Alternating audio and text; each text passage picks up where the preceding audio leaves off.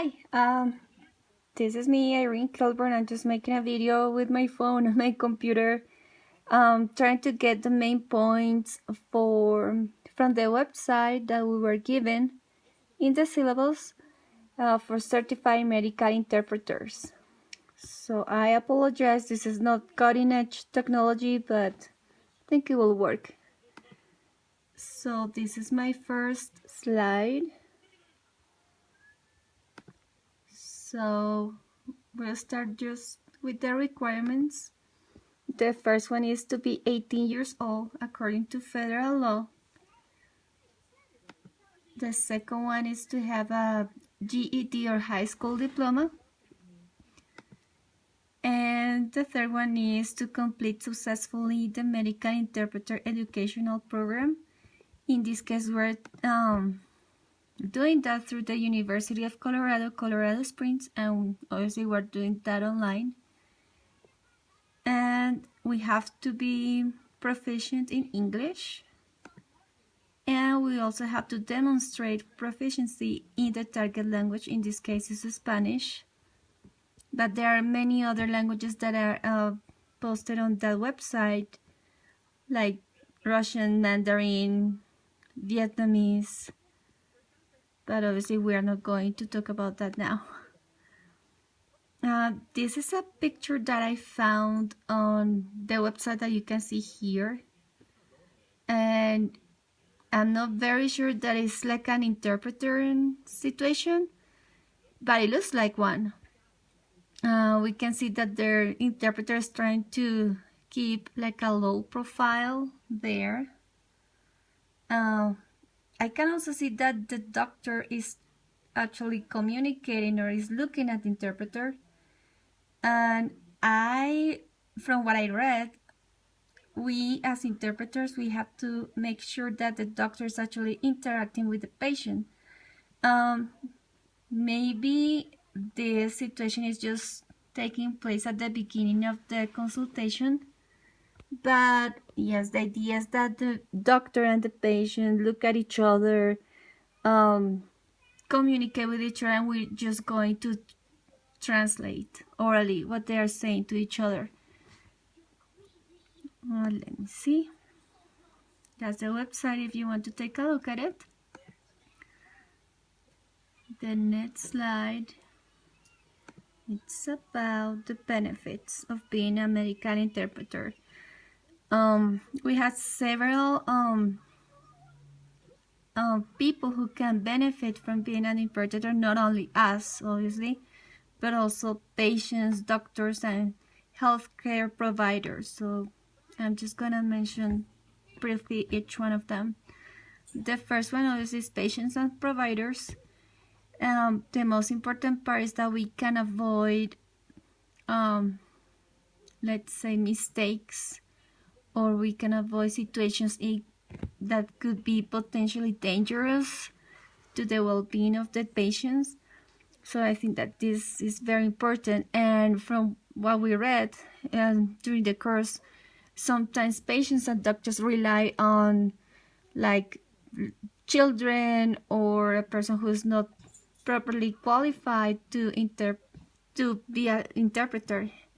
So that could be the patient at risk.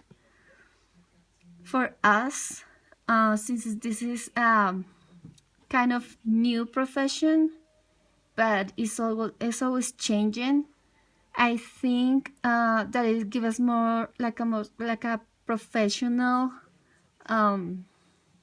image, let's put it that way, in front of the medical community. And also equally important is every time that we take this test, we only have to take it once, and we don't have to go from hospital or clinic, from hospital to hospital to take this test, because once you take one is enough. But I also think that it doesn't mean that you don't improve. You have to improve. There are always changes, especially with languages. You have to study every day, you have to practice every day, and that's a very interesting thing, at least to me it is.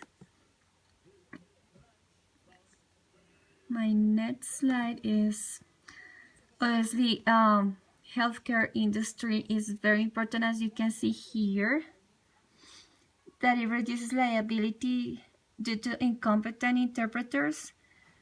And I think that's very important because obviously they want to save money uh, for healthcare providers, or the industry is a business, like it or not.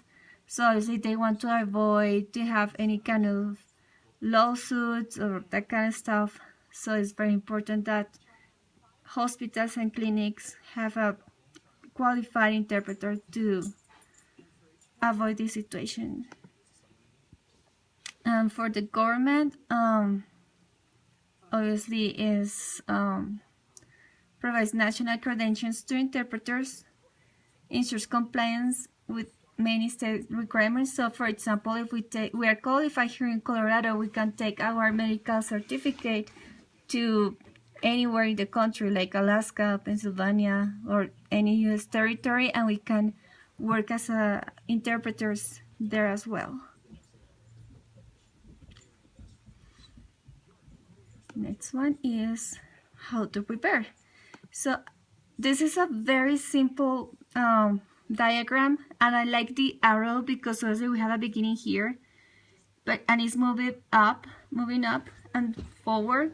So that gives me the idea that it's a profession that you're always learning every day, and everything you do to improve yourself as an interpreter is good for you, is good for the profession, is good for the patient, obviously. So there are just 2 simple steps that you can do to prepare. The first one is to take the written exam. You can do it online, or you can go to a testing site if you prefer. For people like me who live in the middle of the woods, online has been the best way to prepare to get the certificate. If you're more comfortable going to like a physical, like a building to take the test, that's good enough. And you can actually look for the nearest location near you on the website. You have to take this written exam first before you can take the oral exam, and it works the same way. You can take it online, you can go to a physical location, and I think that you are allowed to take this oral exam at least 3 times, but you have to wait a certain period of time before you can take the exam again if you fail the exam.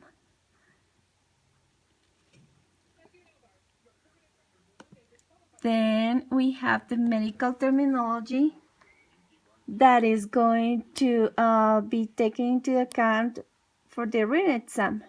So I like this chart because everything is related, everything is important. So you have to be sure that you are proficient in all of this.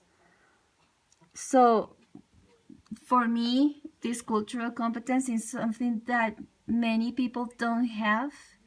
They might know Spanish, they might know English, they might be nurses, they might be doctors, but if you don't have the cultural competence, sometimes can be like a really challenge to get to know the patient, to get the patient to understand you, and that's really important. To me, it's one of the most important things, but as I said before, during the course we have learned that everything is related and everything is important. Then we have the last one here is the oral exam. Again, cultural competence is really important, but again, everything is related here. Obviously we have to be able to switch back and forth between English and Spanish, and obviously being as accurate as our source is. Try not to put our personal opinion or insights when we are interpreting. That's not our job. Our job is not to give advice. Our job is not to interfere in that way when we are working as interpreters. So I think that's it. I'm so sorry for not being able to have a better presentation for you. Just in case, if you have any questions, you can put some comments in my in the thread, like in this open discussion. Robert, you can give me some feedback. I will really appreciate it.